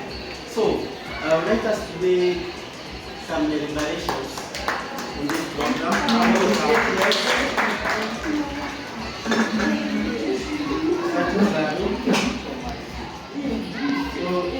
Mlado ilikuwa hata najua simame nisikie. So sijui kama nafikiria hiyo maneno Gladys. Tumeanza kusikia. Ground imeanza kuongea. So ground imeanza kuongea Gladys, utakwambia kama umesikia. Now, I would like us to make some adjustments here with your permission on the program. Because tunaona the other side pia tunazidi kubarikiwa. Unajua kwa mkono wangu wa kushoto hapa nyuma, najua kuna harufu ambayo imeanza kuleta some distractions. Yeah, that was the presentation about the birthing and the originality and the genesis of where Blessed to Transform is coming from. I thank God for healing me. I thank God for lifting me from the pains that I have gone through in life, that my personal true story has become an inspirational that is behind this big organization today called Blessed to Transform. And we took another break, and now we are here having some more photos because we just wanted to have a very relaxed day, very beautiful day, and we thank God for each and everything. And so I would love just to keep encouraging each and every one of us. Let us get the best that we can get out of the pains we have gone through, out of the the bad things that we feel that we have gone through in life. Don't let those opportunities be wasted. Let those opportunities be a bouncing board for you, a springboard for you, to make you spring and bounce back in a bigger way, touch lives in a bigger way, because definitely you can be able to relate, you can be able to feel what others feel, you can be able to understand where others are coming from. And if we can only give that other person what we missed to have, it would be such a sweet way of healing the painful past that one has gone through. So that was about the chairperson's presentation, and we went on to having our delicious lunch for the day.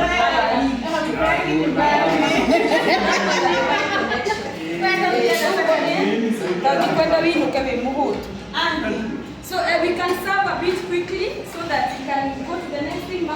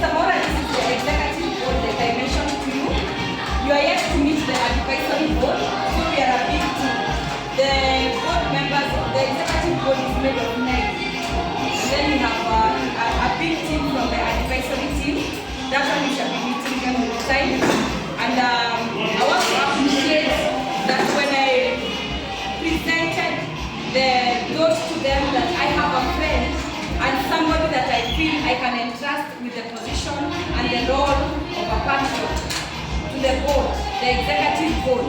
They were all very happy about it, because I told them, according to me, all boxes are ticked and checked, and I feel we are in the same hand. Somebody with a great leadership, somebody with great passion for what we do, and somebody who is ready to be our ambassador as an organization out there, and just let the world out there get to know about Blessed Transform. So without much ado, allow me to invite our incoming and the latest in town patron of Blessed Transform.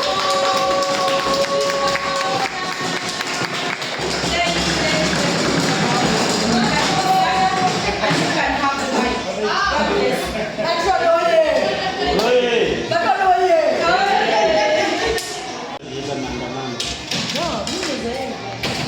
Welcome, and I interview a very humble person with a very small noble responsibility to basically commission the executive board and to ask you to interpret. I started with a small story of feeding. When I was in high school, I read a book called Things Fall Apart by and in the book there's a highlight of how Africa was, and region how we used to eat in Africa. And they talk about the feasts that used to happen. They used to be called food feasts. They used to be food that they used to eat.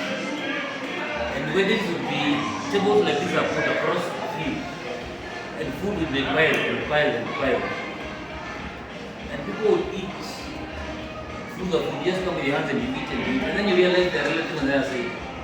Because as you eat, there is a big mountain of food, and as you eat this food, then you realize there's your friends on the other side. So you have to eat and then you start talking to each other, because you really can't talk to each other.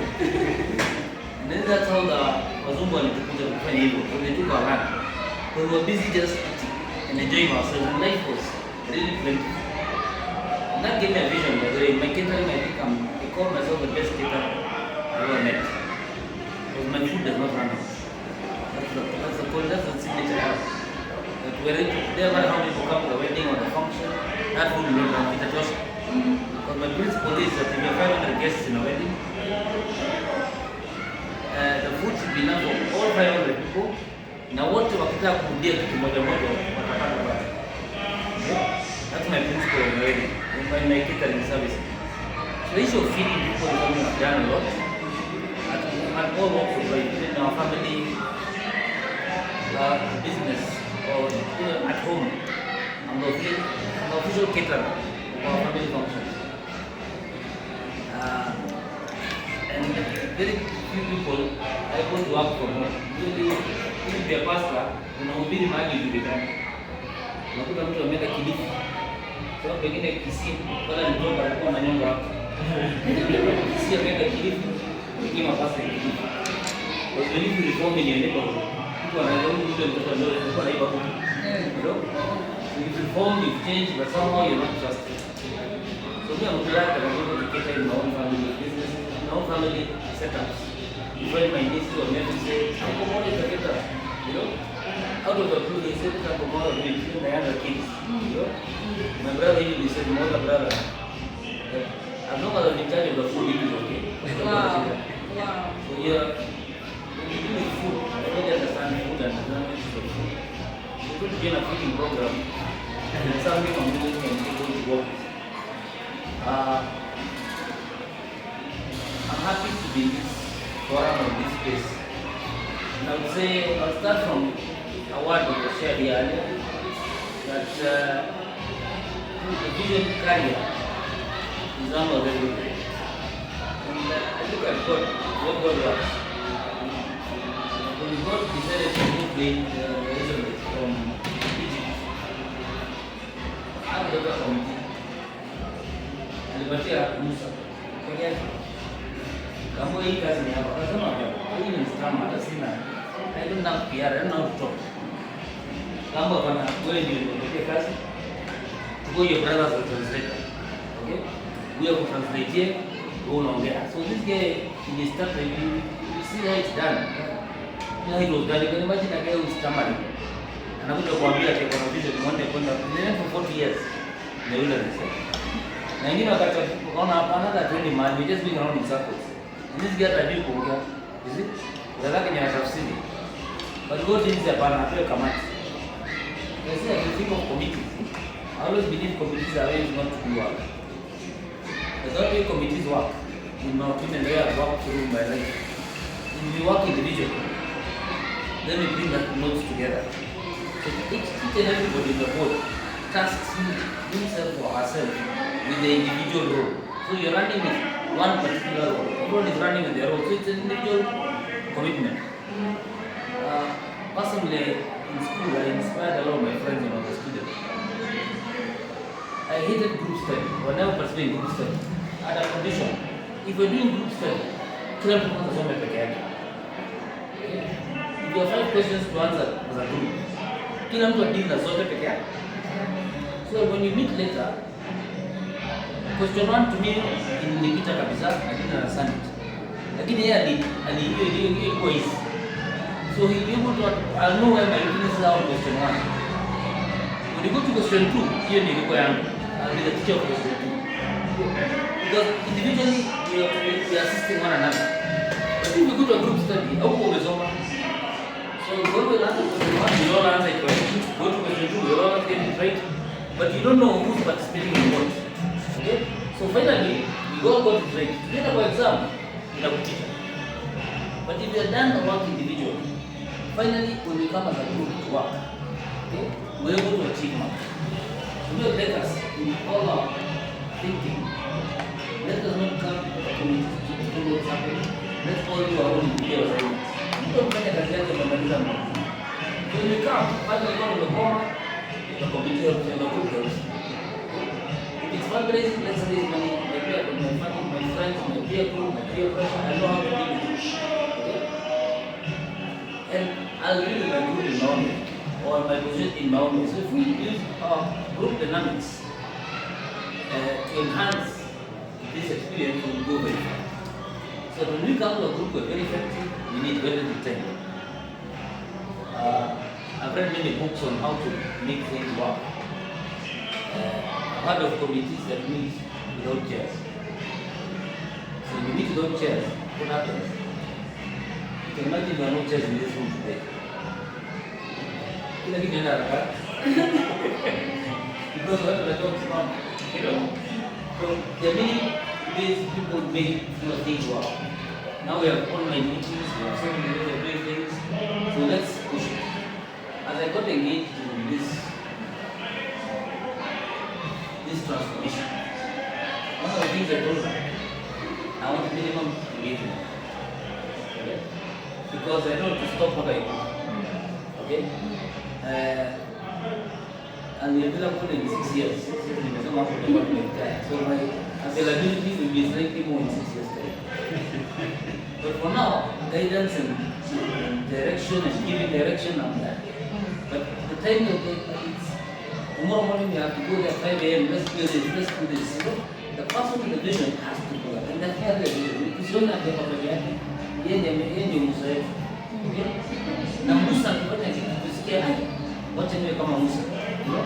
It's impossible when someone has a vision, they don't even get tired.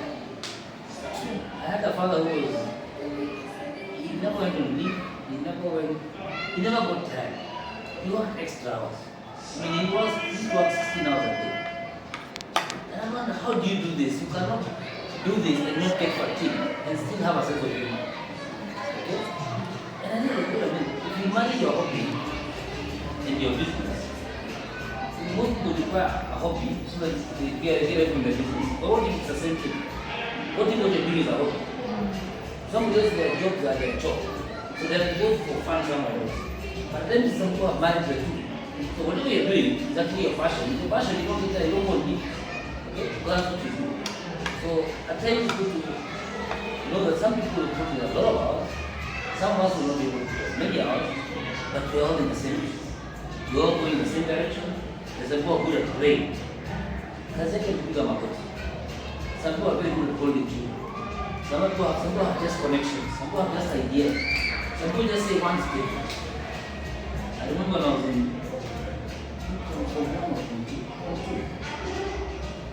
and we started, I was in Nairobi. And we had a group, some of us privilege ya kuja na kampuni bana, mwingine na mama mkate, tunataka pesa mkate wa miani, mwingine na tuenda kabirika hiyo kitu wote inabirika ikuta packet on this, na then I say usiku ngodi. So one of the guys who had nothing in their number, they could not contribute to it. Most of us are there. Sasa wanamletea kajamu, so every so many uses kajamu for about a week. So we had a group of 6 of us. We want to throw one girl back to us. So we said, everyone should say what they do in this group. Kila mtu mwenye kitu anataka. Ndio, and the team were targeted. He was the first speaker. Okay? He said, a man who puts water in the drinker and goes and plugs it in. The meeting ended. So he was targeted. Him already does something. This is what yani ukataka yeye ndio anataka hiyo maziwa, anaosha pakiti ya maziwa, analeta kitu. Lakini ndio anafanya hiyo kazi. Anakuja so we left that meeting, hiyo kesi ya kutupa ile kesi. When we let the rest talk, because now he's on the agenda that we want to throw this girl. So what I'm saying is, let's not look at who did what in the meeting. Let's agree that all people, the advisors, who is playing, we don't know what role they're playing. Yeah. You know? And whatever role someone is playing, there's some people who just support, some people are quiet, some people are very good at dancing on social media. People are back. Mwingine ana observe, and I'm not. One time I was waiting to the long run. Every month, I thought I was doing a business. Let's take the subject towards take to the long run. And I thought I can reach, I thought I'll reach 100,000 after the long run. When I went back every month, and I gave them certificates. So was doing around to make to Kenyans know the matter. And I just don't know. Partner with Sacred. So send WhatsApp to very many. I realized it's not working. Look, 25, 30 people every month. Alafu, I was not breaking even. Again, I make loss in that. So I stopped. When I stopped, after about 2 years, I met somebody one day when having a talk. I was looking again, all face machine. He was still there. Don't know what he does the vision. He asked the question, why did you stop sending me text? Oh, you knew about my long one too. You didn't send me text. But you stopped. And I'll say you sent 2 more times, then the family might come. So I realized I killed my own business. Because I'm waiting for a response and people are not responding. But as people are sending me message, mess on, no reply, nothing. And you pick up on somebody who is saying, what I need to do another 2 messages. Okay? So I'm saying that let's not look at who is responding or you know somebody. Let's just send the one. You don't know. Don't give up. Just look at it. Somebody will be touched one day. Okay? You send him 100 messages and 100 messages in a so let's look at that as a way of communicating and working together. I don't say much because it's okay. I really appreciate even the honor of hosting this work. And I always say good things happen at Sacred. Sacred is in 2 years is celebrating our 40th birthday. We're turning 40. Oh, in 2 years. From 1986. As you see such young men saying this, they got buildings in Nairobi, Sacred. So we're just putting there as a group of friends. They say Achama, they raised money. And now they own flats in Nairobi. Thanks to Sacred. A lot of good things have happened at Sacred. Sacred actually stands for Sam and Margaret, who are my parents. I happen to have double blessing, many blessings. I watched the love of my parents. Most people don't have that history. To do as that one up and down. And I have been in our church. I think Pastor one day told us, the reason he loves his wife so much, he learned to love his wife because he learned from my father how one should be loved. You know, this old man, all the people get at PCMF meetings and on the other one next. And it's not pretending. And that's the beauty of that. Okay? You don't know what. And he didn't grow up from a family of love. His family background was quite different. Like in I've grown up in Islam, but I will not give that. I will put Islam away from you. Okay? So wherever you grow up, whatever you do in your life, you must agree to transform yourself and say, this is what happened to me, but it never happened to my children. This is how I grew up in my own family. I will not be rude. I grew up with this abusive issues. I will not abuse. Because my dad told us a lot of things. I watched when we in a family with our cousin. And the time you talk about our parents, you say, can we pick the dad? Your dad did this, your father did this, your father did this. But sort of your cousins, can we pick the good of our parents? They even buy what we call a money from them. Because they all are parents. Okay? Some are promiscuous, some are even we have every family has issues. But we have good parents and they are working together. So the family started was home, started in Sam and Margaret. The first one was in 1981, it's a bit older, it's in developed. Currently owned by my brother. And years later we went to education. That's where we are now at Gladys-foster University. When we formed a committee, they said you cannot have Sacred University. What I was thinking. What I was thinking was so we just thought let's change it around, let's make it look international. So Sacred became Gladys-foster. So it's Margaret and Samuel. Oh, wait.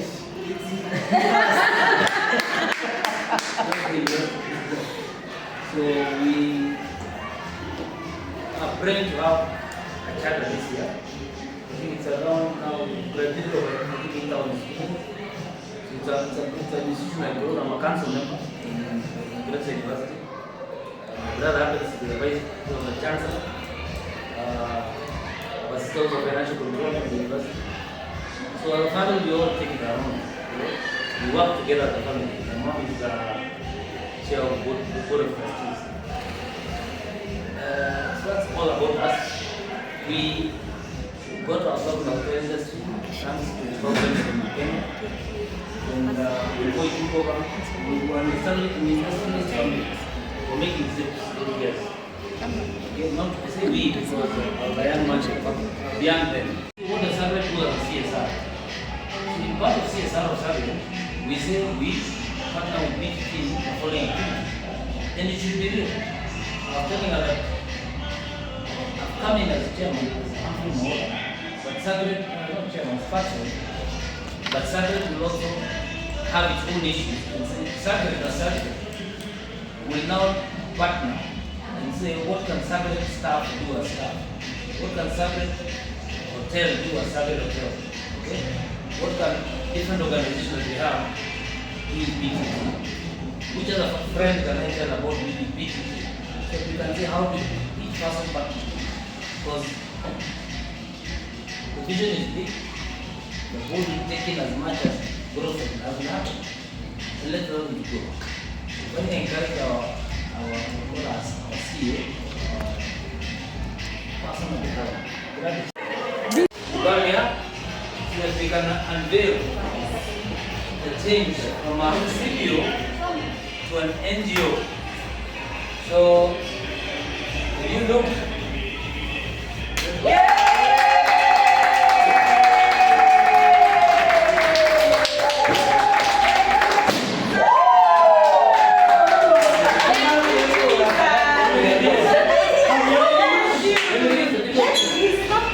Republic of Kenya, Office of the President, Minister of Interior and National Administration. Certificate of Registration. I, Nicholas Otieno, Executive Director of NGO Board, certify that Blessed Transform BTT has this day been registered under Section 10 of the Non-Governmental Organizations Coordination Act as applied for, dated Friday, 4th October 2024. Thank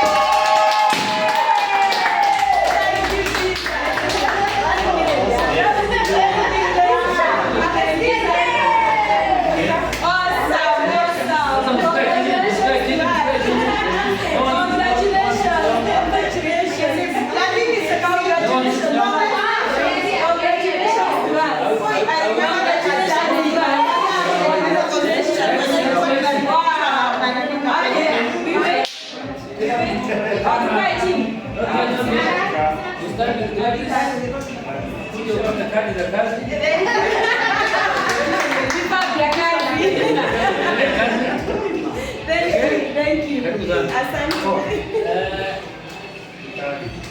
Abigail.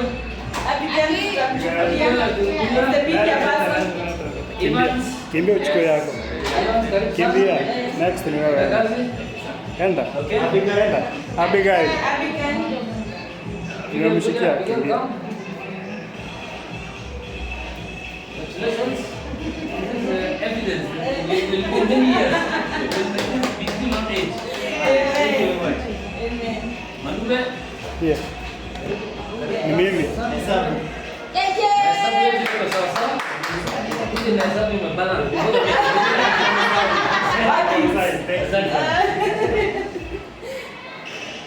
Daktari wetu. Thank you very much. Thank you. Doreen. Yes. Doreen, thank you very much. I hope you don't have to dance today. I hope you're not fired.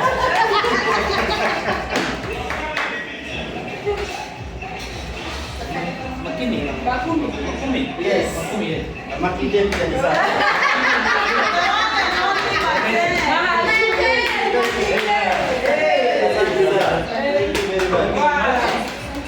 Awesome. And I think for Mr. Maura, we would love to present to you our organization profile. That is all that we have summarized for this organization. You can go through it, and this is our profile. Today. Thank you. And the Thank you. Thank you. Thank you. God bless you.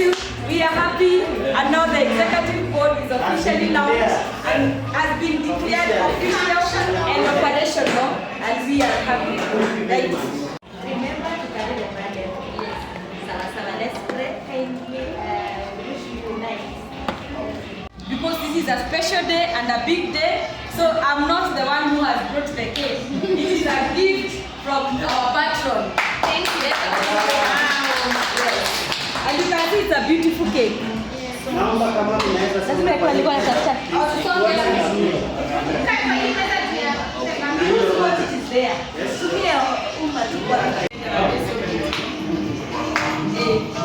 hata mimi nita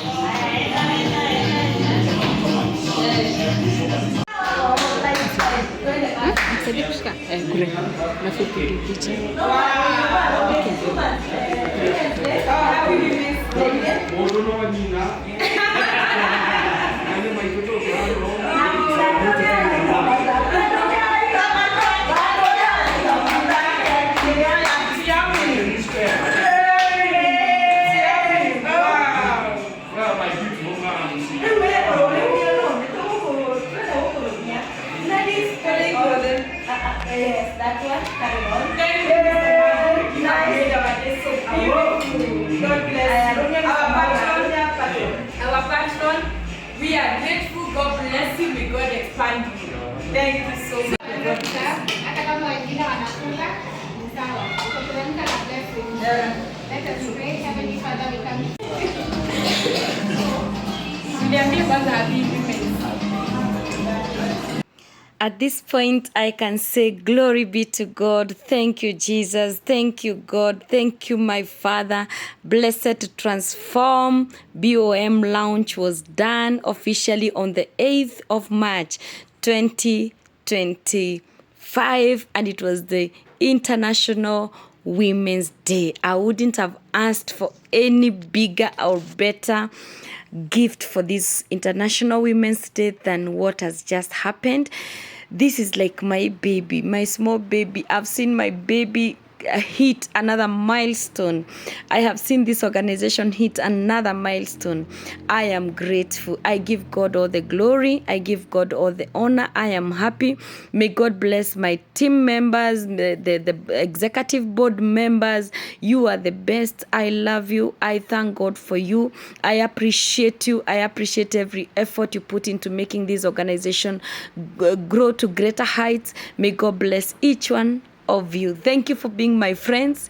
Thank you for being my teammates. Thank you for being my colleagues. I love you, and together we shall do this. Together we shall serve God and touch more lives, transform more lives, and impact more lives, because change starts with a person, and that person can decide to be the change. And so we are the change that is needed in the community, and more so in the slums area of our country and beyond. We are here. God give us grace. God give us favor. God walk with us. God hold our hands. God go before us. God bless us in a mighty way. Thank you, God. We commit everything to you. Take charge. Take control. Take over. Let this organization bring glory to you. Let this organization work for you. Let everybody that is right for you to work in this organization plug in divine ways. And we ended the day with a bang. We took beautiful photos, and that is the photo of me and our patron, Mr. Maura, in black t-shirt, and in the striped shirt is our keynote speaker, Mr. Magu, who after delivering his great talk, he saw what we are doing, and he committed to become one of us and joined us to continue impacting lives together. Our patron, Mr. Maura, is amazing. Amazing human being, amazing soul. Oh my God. May God bless this gentleman. He has got a heart to bless the community and the less privileged in the community. May God always expand his territories, bless his family, bless his business, bless the work of his hands. I love the jovial spirit that he has. I love how he even gifted us a cake. We had forgotten we need a cake for this great occasion. I love how he just blessed us with his time. He sat in until the end of the event. I just appreciate. He even brought us a lot of extra food, more than what we ordered. We ate kukuchoma, a courtesy of him. Oh my God, he just wanted to see everybody happy and smiling. God bless you, our patron, Mr. Maura. We are happy to have you on board, and we count you as a big blessing from God in our organization. So you can see the photogenic people now are now having their space, taking their photos, and being commissioned and having their business cards, and of course their appointment letters were sent to their emails, and it was just beautiful and lovely. I am so happy. I am so excited. I can't wait now to serve God in this higher level, greater level. And we thank God for making it happen even before we hit our 10th anniversary. That will be next year, 2026, in the month of February. And we give God all the glory. This one, we give God all the glory. I am happy. I am grateful. Thank you for watching